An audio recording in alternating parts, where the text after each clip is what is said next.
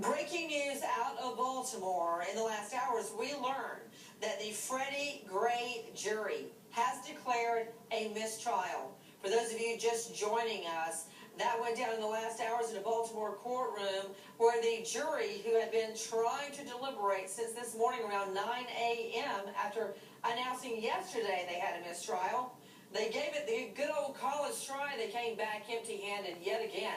Every time they came out of the courtroom, they looked furious at each other. Once again, we serving y'all salty niggas hot wings. And you see on the TV screen, look at your boy, William Porter, man. Look at Jake, man. Look at this shit, man. Ordered all the lawyers back into the courtroom tomorrow morning to reschedule a trial. It seems, according to Legal Eagles, that this case should be moved to another venue.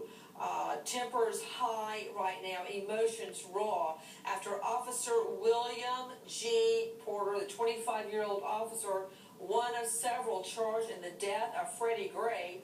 Recall, Gray was put into the police transport vehicle. In the video that we are showing you, you see that he can clearly stand at the time he is put in that vehicle. Somehow, by the end of the ride in the transport vehicle, his spine is severed. Now watch carefully. He's being picked up. In the video we continue to show you, and he stands on his own 2 feet on 2 occasions before getting into the vehicle. The jury deadlocked on all 4 counts. What does it mean?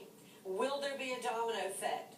There are multiple officers to be tried. Each one is getting their own trial. This throws the state's case totally out of whack. They'll probably go back to the drawing board and retry William G. Porter. But for now, this is what we know. Hung jury. Once again, we serving y'all salty niggas hot wings. And the name of the lesson is called Freddie Gray Trial, Hung Jury for William Porter. Alright, as you can see, William Porter is a 25-year-old Jake. Okay, he was facing 4 charges, and the jury was deadlocked. In other words, they were unable to reach a verdict. Alright, he was the first one up the bat regarding the Freddie Gray's murder. Alright, now there was 5 others to come, including the Jake's sister. Now dig this, if William Porter by himself, or if the Jake's sister was charged by herself and nobody else was involved, both of them niggas would have got through under the jail. But because they charged with 4 Edomites, 4 Esau as so-called white men, it looks like everybody is going to walk away eventually scot-free. Alright? Again, what's the name of the lesson, man? Freddie Gray Trial, Hung Jury for William Porter. I got one scripture, and this is in that Isaiah chapter 10 verse 1. It says, "Woe unto them that decree unrighteous decrees, and that write grievousness which they have prescribed." Okay?